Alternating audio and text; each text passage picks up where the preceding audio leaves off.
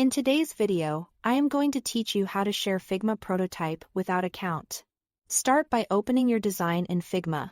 Make sure you are in the file that contains the frames you want to show, and that your prototype connections are set the way you intend.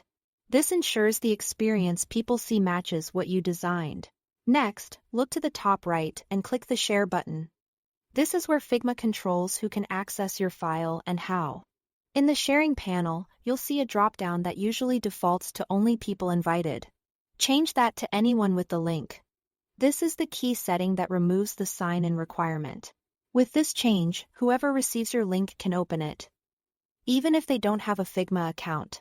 Right below, confirm the permission is set to Can View.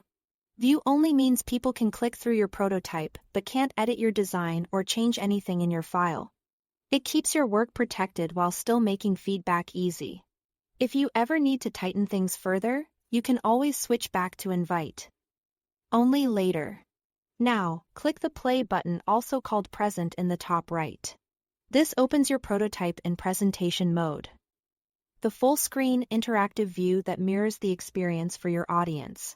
It hides the design canvas and focuses on the flow, so viewers can move through your screens just like a real product. In the presentation view, go again to the top right and click Share Prototype. This is important because it generates a share link that points specifically to your prototype experience, not the full design file. It helps ensure your recipients land exactly where you want them to start. Finally, click Copy Link. The URL is now ready to paste into an email, a chat, or a document. When your recipients open it, they'll be able to view and interact with the prototype right away, no account or login needed.